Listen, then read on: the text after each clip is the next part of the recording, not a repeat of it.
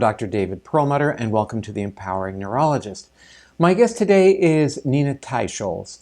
Nina is a New York Times bestselling investigative science journalist and has written a really incredible book that I would encourage all of you to read, The Big Fat Surprise. That is the subject that we are going to talk about today. She has really played a pivotal role in challenging our conventional wisdom on dietary fat, really to help to upend this notion that there was something dangerous about dietary fat. Her groundbreaking work that we're going to talk about today in the book, The Big Fat Surprise, which the Economist named as the #1 science book of 2014, has really led to a profound rethinking on whether we've been wrong to think that fat, including saturated fat, these things cause disease. In various op-eds and interviews and articles, Nina has continued to explore the political and the institutional as well as the industry forces that prevent better thinking on issues related to nutrition and science. She has published in the New York Times, the New Yorker, the British Medical Journal, Gourmet, the Los Angeles Times, and many other outlets. So really looking forward to our conversation today with Nina Teicholz. Let's jump right to it. So Nina, it's great to see you. Where are you right now, in New York? I'm in New York City, yes. I have to tell you, a couple of days ago, I was flying home from San Francisco and reading, I think it's the San Francisco Chronicle, would that be right? What is that, their newspaper? And there was a big Yes. 2-page article about you. And I said, oh gosh, I'm going to talk to her in just a couple of days. Fantastic. So this is a great book. And I think I'm going to go so far, and I did say on the back, but I'm going to go so far as to say that it is a landmark book, really, I think, crystallizing a major shift back to some sanity. And sure, in this world we can use that lately. In terms of what people should be eating. And you begin with a bit of a narrative talking about when you moved to New York in the year 2000 and how you were being a good person until that time, being careful about dietary fat, not eating certain foods, and then changed things, had a kind of significant physiological change, and that sort of opened the door for you to begin exploring. What happened after that? Well, as you said, I was, your typical low-fat eating, near vegetarian, no eggs, no red meat, no butter for most of my adult life. And I came to New York and I had this restaurant review where they didn't pay for my meals because we didn't have it. It was sort of a throwaway neighborhood newspaper. So I just had to eat whatever the chef sent out to me. And that turned out to not be like stir-fry vegetables and chicken breast, which is what I normally would have ordered in a restaurant, but red meat, creamy sauces, all kinds of organ meats, things I had never tasted before. And I found them to be earthy and textured and interesting and satiating, unusually satiating. I found I lost 10 pounds. And then I went to my doctor thinking, like, I'm going to get a heart attack, like my lipids must all look terrible. And it turns out all my cholesterol markers had improved. So that was just this gigantic mystery. Okay, well, right off the bat, and I know we'll jump into this at a deeper level, but you use the word satiating. And in other words, it curbed your appetite, and yet you were eating more fat, and you're eating fat and losing fat at the same time. I mean, that just seems so counterintuitive. How could that be? Yeah, I mean, this is what I call the tragic homonym, right? That we have the same word for two very different things. The fat the tragic homonym. I'm going to borrow that from you. Okay, go ahead. The fat you eat and the fat you get, those are not the same thing. The fat in the bacon does not translate into the fat on your hips. It's just,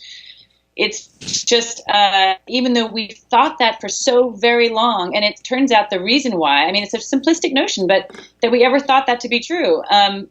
And the reason is fat and protein are uniquely satiating for whatever physiological reason. They fill you up. People cannot overeat on those foods. They've actually done overfeeding experiments where they put stacks of pork chops in front of subjects and say, eat. And people cannot overeat on those foods. Whereas, as we all know, it's very easy to overeat on carbohydrates, bread, cookies, crackers, popcorn. People just, they never fill people up for complicated reasons. So you had this experience, and what did you do with that? What was, how did that provoke you into being who you are today?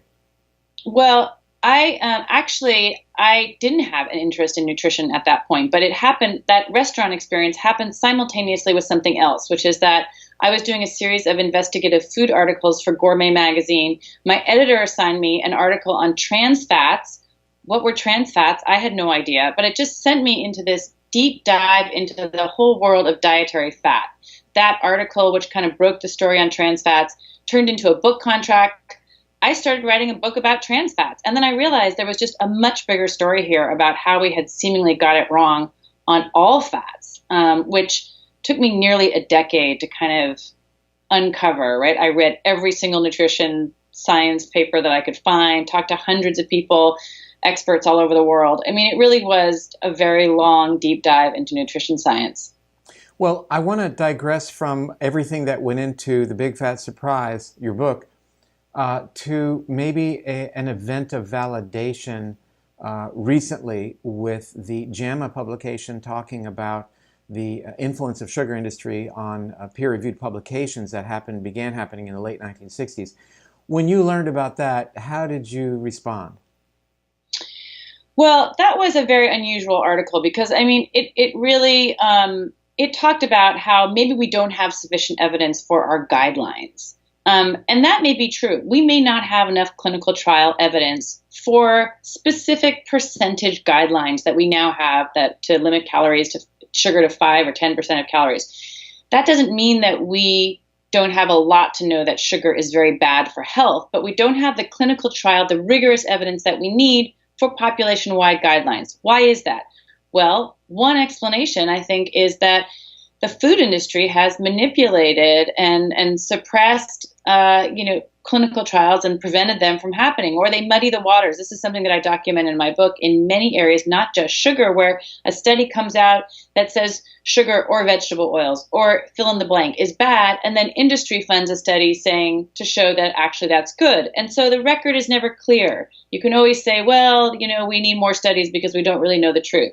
This is one of the ways in which industry manipulates the science. But I have to point out something really important, which is that nutrition experts themselves for 50 years have genuinely believed that fat, saturated fat, and cholesterol cause heart disease, if not make you obese. So the expert community themselves, putting industry aside, the nutrition experts themselves truly believe that. And I think they believe that, and they published hundreds, if not thousands, of papers on all asserting that saturated fat, and cholesterol give you a heart attack.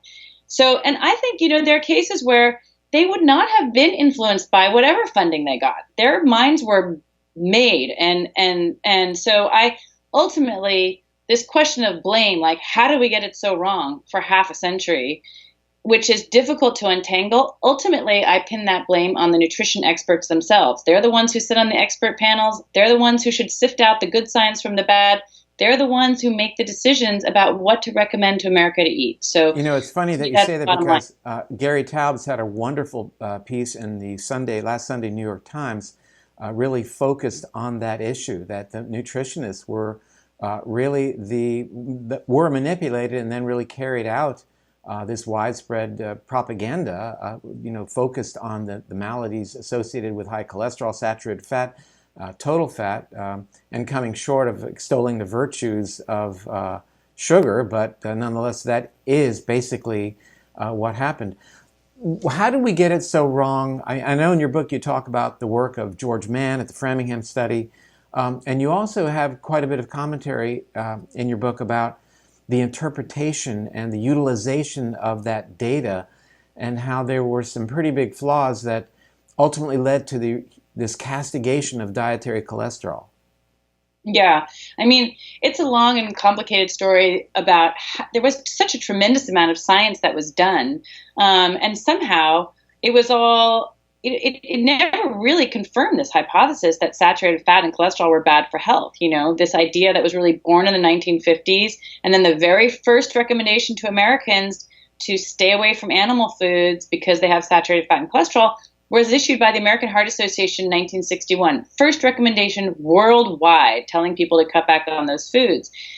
And why there really was never science to support it in 1961. And then various governments around the world spent billions on clinical trials trying to prove this hypothesis, and they never could. And so that science was basically just had to be ignored and suppressed. And they're sort of like what was called silent studies. Like they come out, they don't give the results that people want, and so they're just ignored, or their conclusions are twisted, or that's why in doing this work you have to be such a detective, because you realize in many papers sometimes the authors themselves are denying their own data, right? Because if they say what their data actually shows, they'll be, thrown out of the, they won't be invited to any more expert panels. They can't Under get their the papers bus. published. They can't participate. So, it really is a story much more about politics than science. And it's kind of like this massive cover-up story. I mean, one of my favorite descriptions of my book is by The Economist, which called it a nutrition thriller. Like, how is that possible? It's because it's this massive cover-up of the science that just never confirmed the official advice. You talk in your book about what happened with Walter Willett's reports with reference to margarine. And that's another story. I mean, that's another Hollywood thriller there. Tell us about, I mean, there was a time when we were told, whatever you do, don't eat butter because horrible things will happen. And we were all given margarine to eat because that was higher in polyunsaturates and who knows what. Tell us about that. Well, since that very first American Heart Association recommendation, they told you not to eat saturated fats. If you don't eat saturated fats, what do you eat? You eat unsaturated fats. So that means margarine instead of butter, Crisco instead of lard, and then bottles of vegetable oil, in your salad dressing or to fry your food in, which had historically, American housewives had fried or cooked almost exclusively in lard and butter and some tallow. So we embarked on this, enormous increase in vegetable oils in our food supply, the single greatest increase in any food that we eat in the last century has been the increase in vegetable oils. And then but vegetable oils are just inherently unstable. The polyunsaturated means many double bonds. Every single one of those bonds can react with oxygen. Oxygen that causes oxidation and inflammation, right? Very bad for your body. So they had to stabilize these oils, and they through a process called hydrogenation, which created trans fats, right? So at some point, people started realizing these trans fats are bad for health. That was in the late 1970s that researchers started understanding that. And then finally that sort of became commonly known by the early 90s. And then we realized that we have to get trans fats out of the food supply. I mean, one of the things I explore in my book is like, good to get rid of trans fats. Trans fats are not good for you, but what has replaced them? And what has replaced them is a whole lot of new things out of chemical labs involving vegetable oils where they do new things to try to stabilize them, equally untested and unknown, probably another trans fats in 30 years' time. Because we can't go back to butter, lard, tallow. McDonald's used to fry their French fries in tallow. Those are stable and solid fats, but we can't go back to those because we still have these limits on saturated fat. That said, isn't it interesting how until very recently, for example, avocados couldn't be described as heart healthy or healthy in any way because of their fat content, and nuts as well? Still true. Yeah, but that's still true. There's a petition into the FDA to try to allow avocados, salmon, nuts, because they don't contain a lot of saturated fat, but they're high in fat generally. And so there's a petition to allow those foods to be called healthy. It's still true that that only low-fat foods are considered healthy. It's breathtaking when you look at a box of, may I say, Cheerios, and it says heart healthy. There's a heart-shaped bowl on the package, yeah. And it just how these things come about. I think is another testament to the influence of industry in terms of governmental regulation, and in this case, labeling. That said, people have refrained from using saturated fats. Coconut oil, for example, being more than 90% saturated, now is getting a little bit of daylight.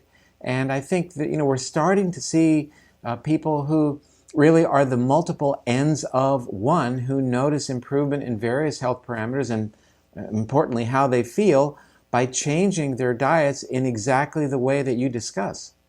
Yeah.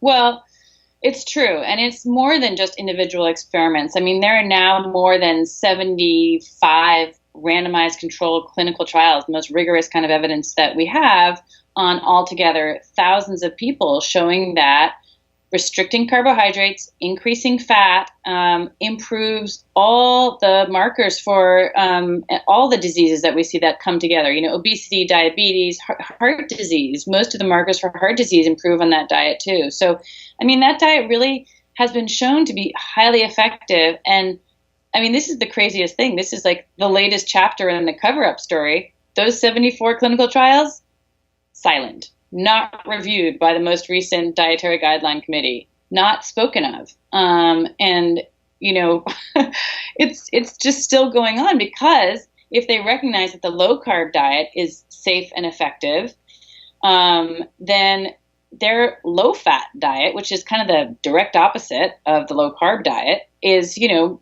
that's no longer, that will be considered ineffective, right? They're kind of like two missiles pointed at each other. Both cannot be right. Or rather, both cannot be the one best diet, right? I think you can have, you know, just let them both be recommended, right? See, people can decide what works best for them. Nina, what is your gut reaction to the notion of everything in moderation? Well, I think that's a kind of one of those catchphrases that is not very meaningful. You know, what was moderate for our grandparents? My grandparents had red meat several times a week. Actually, some of the early heart disease researchers who ended up saying don't eat red meat, like Ansel Keys, he had red meat 3 times a week. Now we're told red meat, you know, once a month. So, you know, what we think is normal is so different than what our forebears thought was normal. Actually, one of the interesting things that I did for my book was to go back and look at what did Americans eat in the 1850s. They ate 75% more red meat than we do today. And so, you know, what was normal to them, what was moderate to them, and they probably didn't eat very much fruit because there wasn't, you know, fruit being shipped from all over the world, right? And they didn't have refrigerators. So what was moderate to them is different than what's moderate to us. We're just creatures of our time. I remember my dad said to me one time, he was a neurosurgeon, was kind of, you know, classically trained old school, but he surprised me one day. He said, you know, you're always out buying organic food. He said, when I was a kid, you know how hard it was for us to get organic food? And I'm thinking, oh, it must have been really hard. He said, it wasn't hard at all because all the food was organic. When he was a kid, the apples that were sold on the streets in New York, they weren't labeled organic, of course, but everything was. So, you know, we just kind of have to accept a new norm. And I think just for all the paleo viewers right now, I think, you know, what we're hearing is catering to the human genome and in terms of an epigenetic event here, giving the genome signals from our food that it has grown accustomed to and clearly has evolved to appreciate over a couple of million years. And this new dietary recommendation and trend in the world towards higher levels of carbohydrates and sugar, aside from insulin signaling, aside from insulin resistance and leptin, etc., just the mismatch to our genome, I think, is something to really consider. I want to get back to the perceived idea that you and perhaps I and others are, you know, really saying to people, a la Robert Atkins, we should be eating a lot of red meat. And I take it from reading your book that's not exactly where you're going with this. No, I mean, first of all, my book is not a diet book. It doesn't give dietary recommendations. I'm just talking about sort of the story of nutrition and how we got to where we are today. But at the end, I talk about sort of the latest chapter, which is the low carbohydrate science and, you know, what has evolved since then. And you know, it's clear these 74 or 75 clinical trials I just mentioned, what they show is that a high fat diet is healthy. It's not a high protein diet. How do you get a high fat diet? Well, you know, natural fats are mainly in animal foods, right? I mean, you can have coconut oil.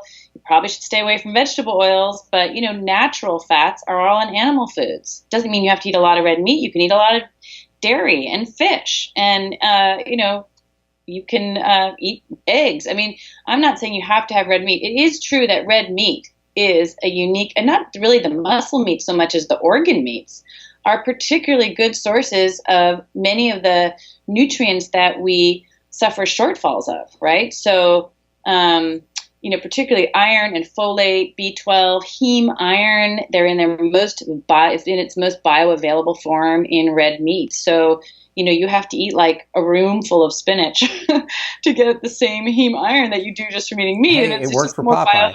bioavailable. Recently, there was some shenanigans at what used to be called the British Medical Journal, but the BMJ, with reference to a publication that you had submitted and then underwent kind of a bit of a review, etc. Walk us through that, because I think it's a really telling story. Yeah, I mean, I think what this story illustrates is something that I mean, it's like I wrote about it in my book, which is like bullying and suppression of science, right? I wrote about that. And then it was like, okay, now I'm living this. So what happened was the expert report, which is written by 14 experts from universities around the country for the dietary guidelines. They all got together. They wrote this report about the latest and best science. I read, and they came out with their recommendations saying, we continue to say there should be a cap on saturated fats, and we continue recommending a high carb diet. And I thought, how is it possible that they would do this? I mean, I read everything that comes out. I can tell you that the best and most current science does not support that recommendation. So I took a fine-tooth comb and I went through their whole 491-page expert report, and I found a lot of flaws in the science. And I wrote that all up in an article for the BMJ, and it was published in the fall of 2015. Well, that pleased precisely no one in the nutrition establishment, because I'm saying this is, the dietary guidelines, this is the most important food policy probably in the world, right? Our policy informs food policies all over the world. It informs everything that we eat and have in this country. Most people say, like, I don't go to a .gov website to get my diet, to find out about what to eat. But, every doctor, every nutritionist, every dietitian, everybody in the front lines, they're telling you what's in the dietary guidelines. So it's incredibly important. School lunches, also informed by the guidelines, military rations. So anyway, here I was saying that they had not used proper scientific standards, and they had not reviewed the best and most current science. They had ignored a lot of science.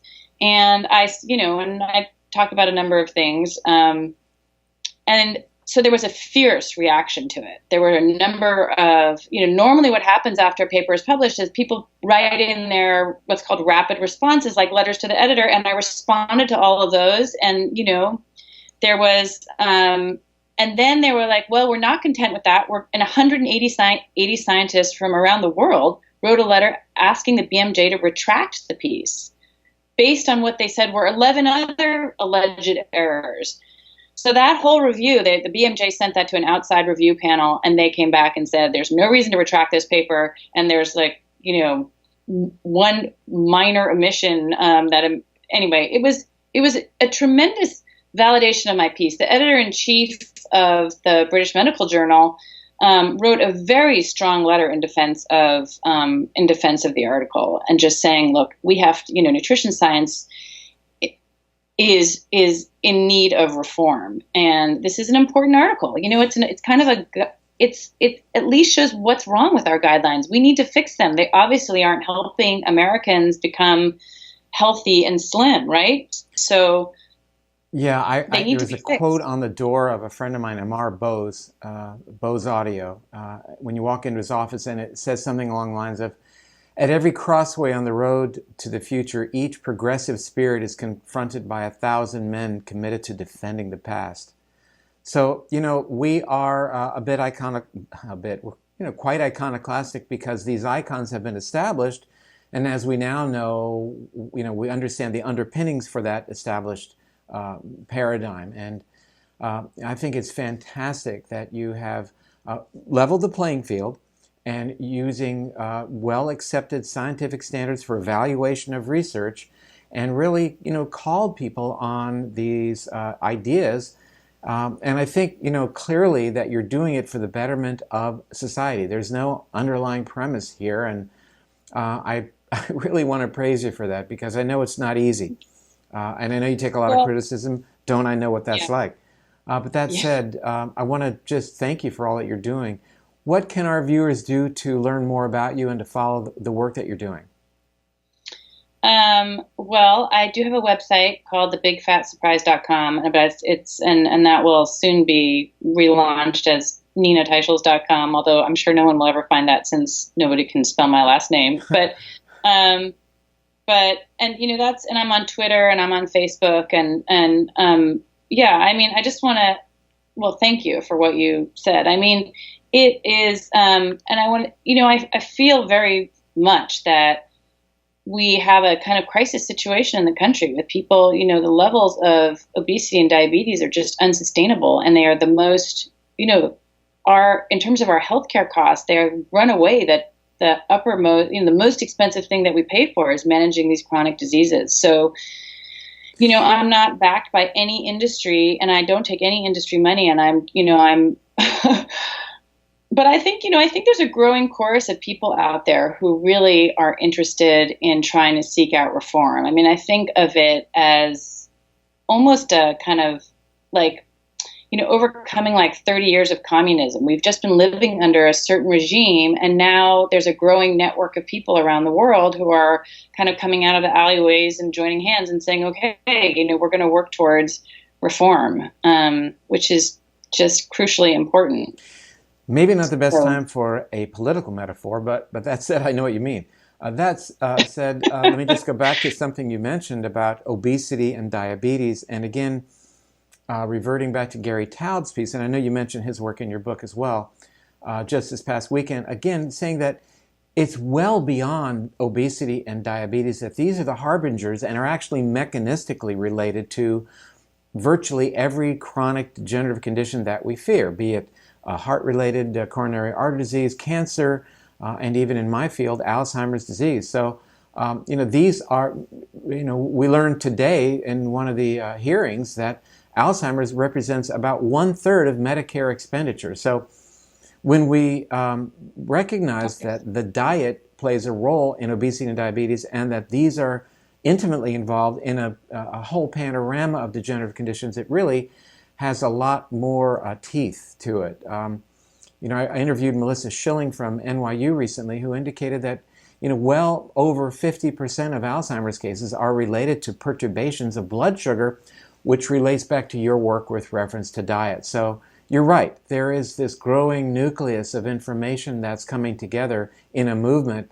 I think my dad always said, well, the cream will rise to the top, and I see that happening, thanks to the work of people like yourself who are just going out there and saying, hey, this is what the science shows, this is what I feel in my heart. And, at the end of the day, our mission is to present the knowledge and then hope that action is taken. That's how change occurs. So I want to thank you for being on the program today. And I promise to all the viewers, we'll look at the bottom of your screen, we'll have contact information, and we'll be following you, that's for sure. Thanks again. Well, thank you very much for having me. It's a pleasure to Okay. talk to you. We'll talk soon. All right. Bye-bye. Well, I enjoyed that interview a lot. I mean, Nina is really out there blazing the trail. She's been doing this work for a long time. Again, this is the book, The Big Fat Surprise, a terrific book, and I encourage you to pick it up. It tells an amazing story about what really has provided the underpinning for this very misplaced notion that somehow dietary fat is a health threat. And when you say that, it really does tend to open the door for people to eat more sugar and carbohydrates. Nothing could be worse for you.